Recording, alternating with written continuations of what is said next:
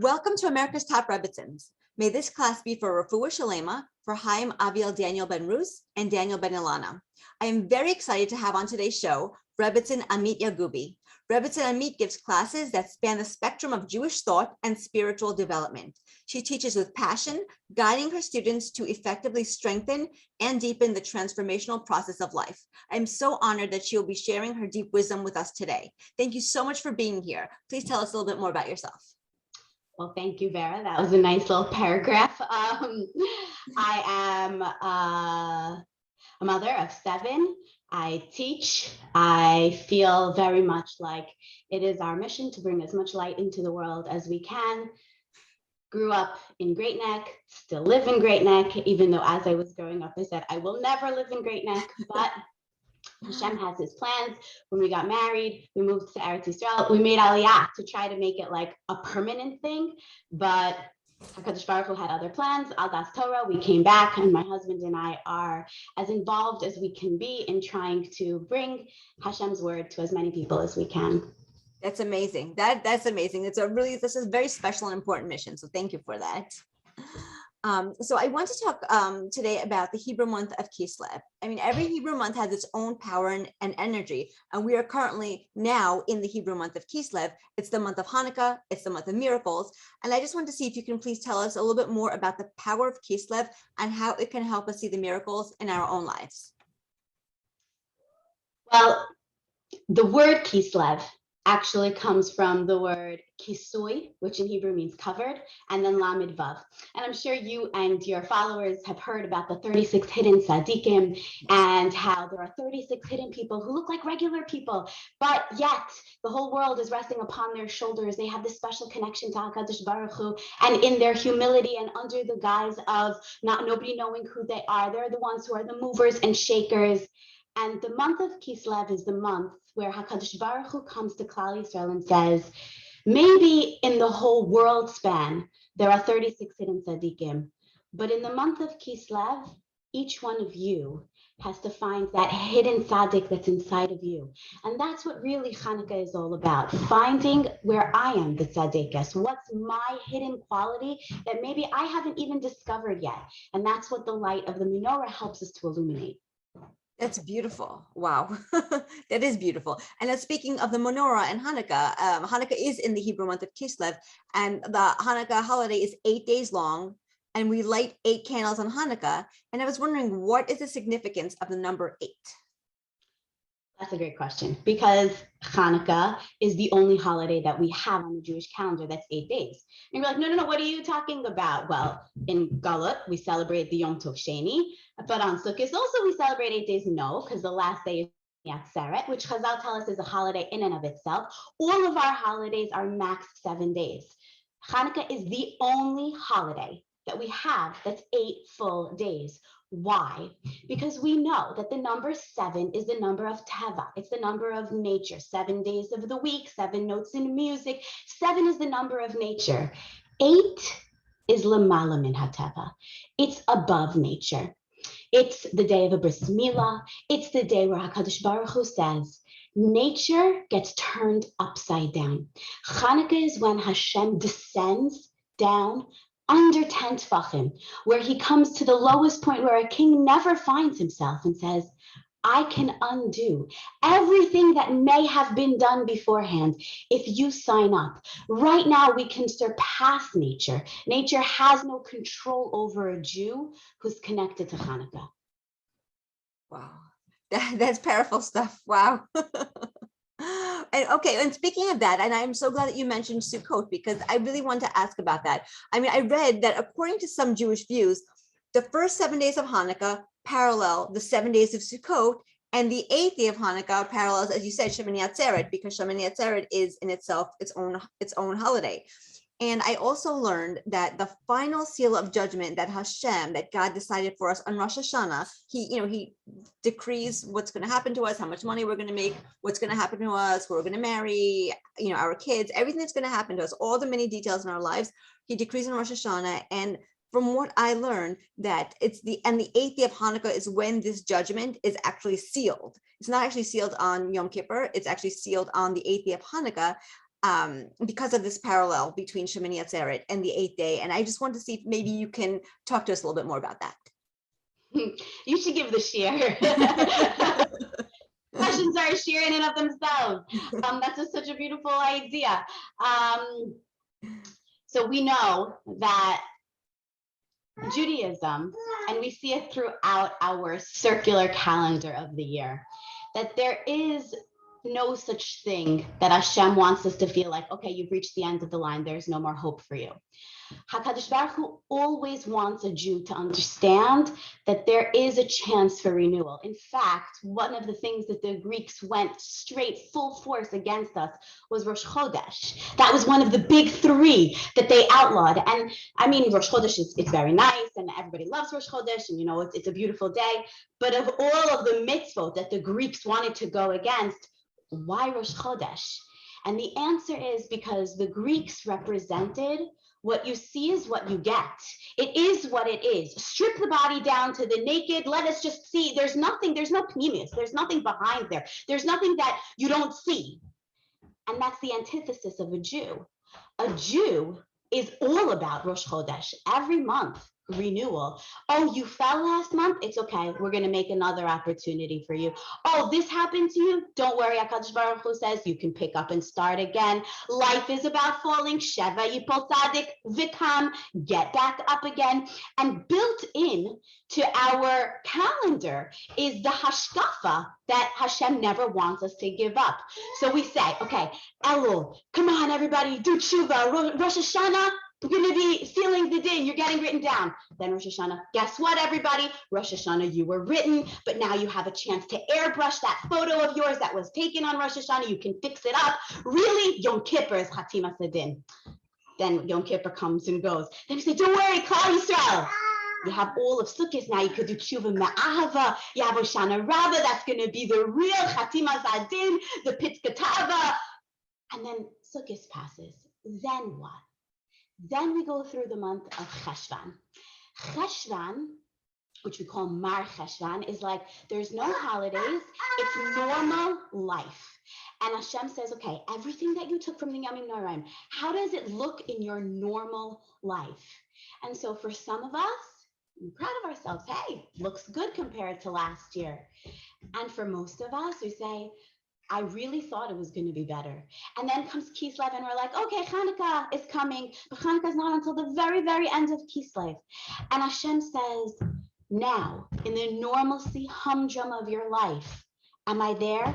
Do I have a presence? And Hashem says, now is the time for when everything is regular. Can you accept me? Can you bring me into your life?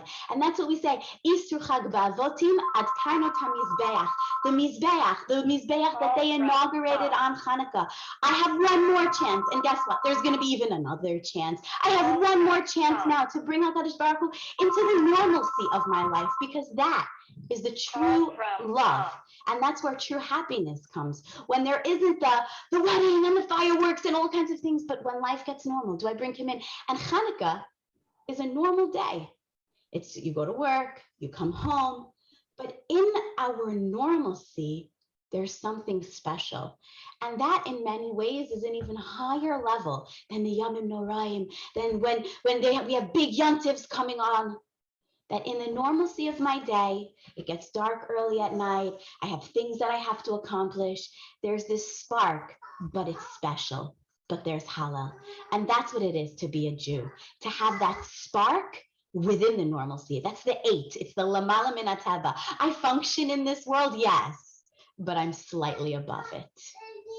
With the 8, right, exactly, that goes above nature, the number 8. Wow, that's amazing. So, okay, so speaking on that point, that Hanukkah is a normal everyday kind of life. It's so funny because I was driving my girls to school this morning and my little one asked me, Mommy, on what holidays can we do electronics? Because we don't do electronics on Shabbat or on Yom Kippur, Rosh Hashanah. And I said, well, you can do electronics on Hanukkah. And just like you said, it's just like it's a normal day. Yes, of course, we celebrate with good foods and we light the menorah, and it is special. It's not just a regular day, it is special, but it's a normal kind of special, as opposed to a Shabbat or a Rosh Hashanah. And I was just wondering, like on a normal day, even when it's not Hanukkah, we were talking about bringing Hashem into your life and bringing him close, and how you could do that all year round, not just on the holidays. And I was wondering, maybe you can offer us some great tips on how just to bring Hashem into our lives, just on an everyday basis, practical everyday things. So when we say that Hanukkah is the festival of normal, and yet it's the festival of 8, that's above nature, that's a really important concept to integrate into our lives. You know, everybody knows the famous story of Rabbi Hanina ben Dosa, where his daughter comes to him and it's about to be Shabbat and they don't have olive oil to light the Shabbos candles. And they were very, very poor. And she comes to her father and she says, but there is no olive oil. What should we do? And in a heartbeat, without blinking an eyelash, he turns to her. Okay, so use the vinegar. And she says, but the vinegar, and he says, Misha Amar, whoever told olive oil that it should light, he will also tell vinegar that it should light. Wow. And of course, the vinegar lights. What does that mean? Why vinegar?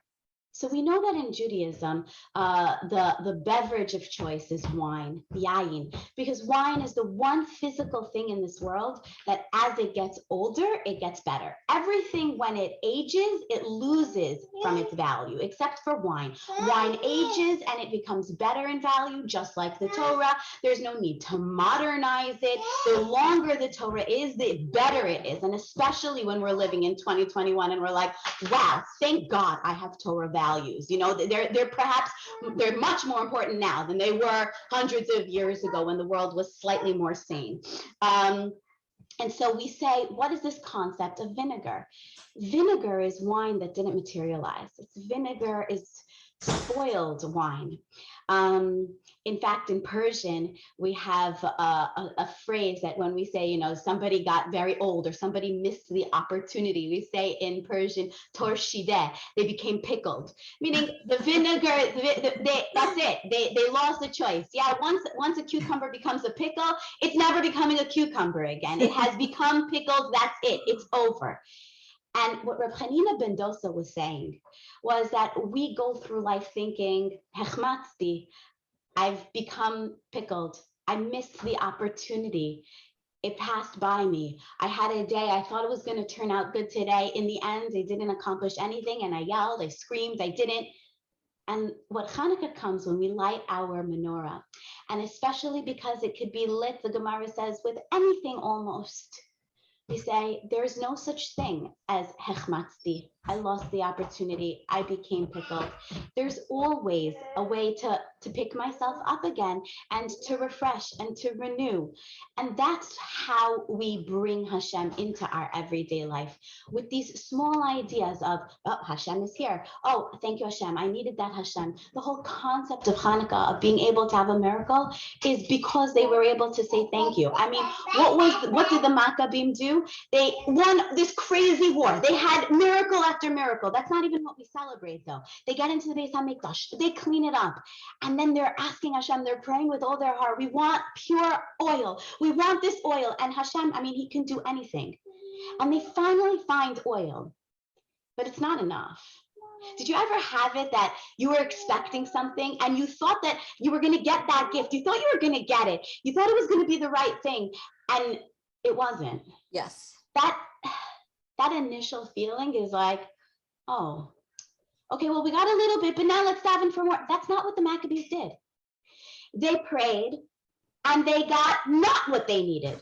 They got less than what they needed. And instead of saying, okay, well, we found a little bit, come, you know what, we can pray, we can ask for more. That's not what they did. They took this little jug of oil and together they were dancing. They were saying, oh, thank you, Hashem. Thank you so much for this. Thank you so much. And you can imagine the Maccabees in the Beis HaMikdash. Thank you, Hashem. And they're dancing over this little bit of oil that this is not even what they need. And the Medrash says at that point, HaKadosh Baruch Hu looks down and says to them, you're dancing about this little bit. You're saying, thank you for this little bit. Chayachem, I swear on your lives, this little bit is going to last you so much longer than you ever thought it would. That's the power of gratitude, of being thankful for what we have. That's how we bring Hashem into our everyday life. Understanding that what I have is what's good for me. And if I can thank Hashem for it, if I can be joyful for it, HaKadosh Baruch Hu will give me even more of it. Wow. And that's life-changing. It's the power of thank you. It's the power of gratitude. You're right. They only had a little bit of oil, but it lasted them. So it lasted them 8 days. And if we just can thank God, okay, yeah, listen, I have money today. It's not as much as I want. It's not as much as I need, but thank you so much. And just to be genuinely grateful, and just say thank you. Who knows? Hashem could send us more. It's happened before. It has.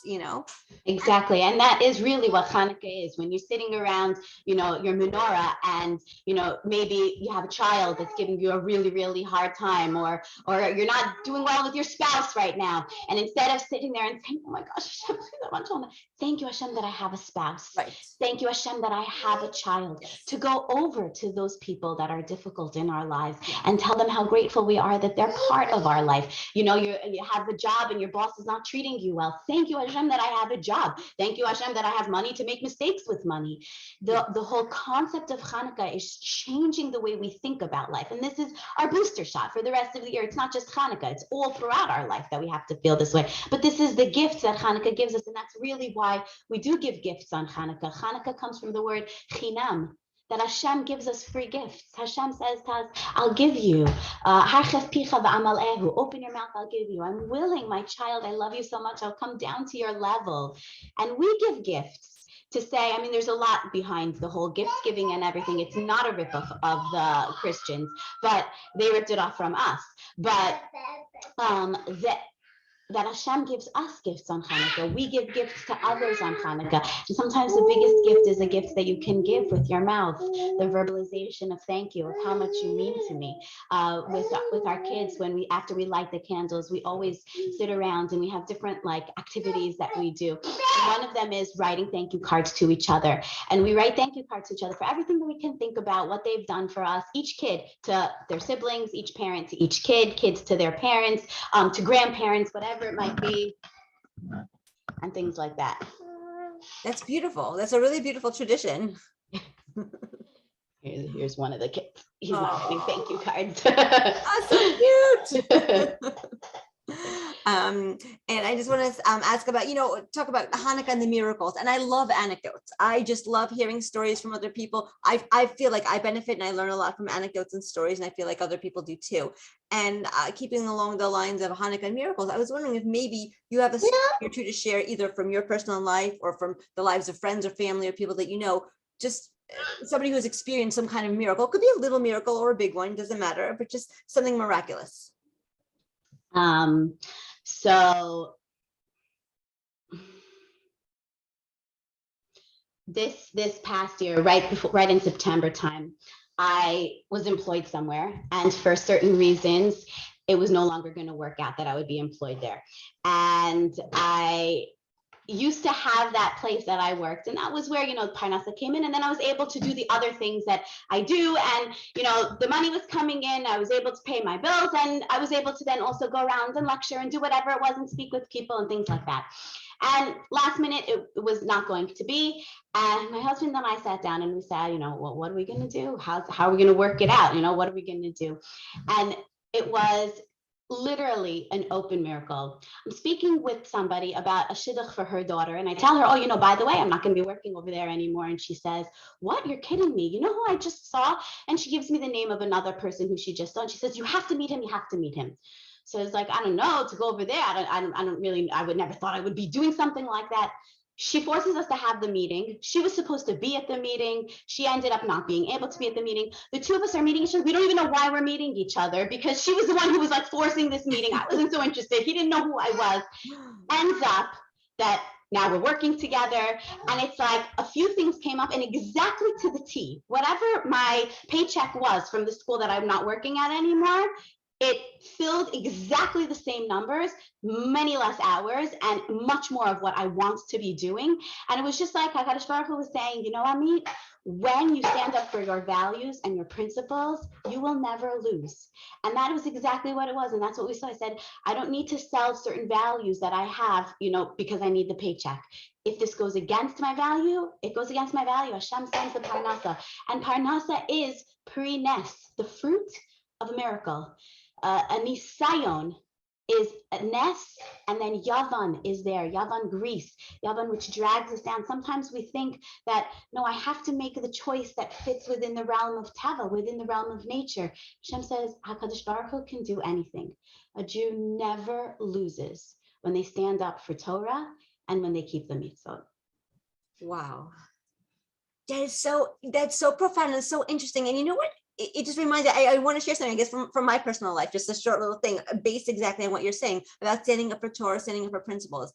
A few years ago, my son, he was having a few issues, and he finished up the school year at the school that he was going to, and then for certain reasons, my husband and I had to put him in public school just for 2 years, and then now he's back in Jewish school and everything's fine. But we had to put him in public school for a while, and there's nothing wrong with public school. Public school is wonderful and amazing, and the one that he went to is really, really fantastic. He had started off in a Jewish school, then he was in a public school. Okay, so he was in a public school, and he was the only Jewish kid who decided to wear a kippah in the public school. He wasn't the only Jewish kid in the public school, but of the few Jewish kids that were there, he was the only one who wore a kippah. And so I asked him, I said, it's not a requirement to wear it here. Nobody was going to say anything either way or the other. And I wasn't forcing him to do it. He decided on his own, I'm a Jewish boy, I'm going to wear a kippah. He was in 4th grade when he decided this. Wow. Yes, because this was his principle. I mean, in 4th grade, at age, I don't know, maybe he was 10 years old, he decided this. So it just really reminded me of what you were talking about. And he's a modern day Maccabee. That's what it is. And it's so funny because he had a friend there, I think in a younger grade. He saw that my son was wearing a kippah, and he decided also to wear a kippah because my son was wearing a kippah. Incredible. So then when we make the right choice, we have no idea how many people we make it easier for to make the right choice. Right. So that's incredible. And it's a very, very powerful lesson. You just have to stand up for what you believe in, even if it doesn't match up with your friends' beliefs or your relatives' beliefs or somebody else's beliefs, or, you have to do what you know is right. You have to follow in the way of the Torah. Yes. Yes. And you have to be able to identify your beliefs and know what you're living for and have a very clear sense of self. Right. Yeah. No, it's very, very important. Very, very important. Thank you. Thank you so much, Rebbetzin Amit, for taking the time to join us in America's Top Rebbetzins. And this was amazing. May all the Torah we learned today be for Refuah Shalema, for Chaim Aviel David Ben Rus, and Daniel Ben Ilana. If anyone in the audience has any questions or comments about the podcast, please email us at atrebbetzins@gmail.com. That's atrebbetzins@gmail.com. Thank you. Vera, it was such an honor to meet you, and you are an inspiration to all women all over the world. Thank you for what you're doing. Thank you so much. I appreciate it. Thank you.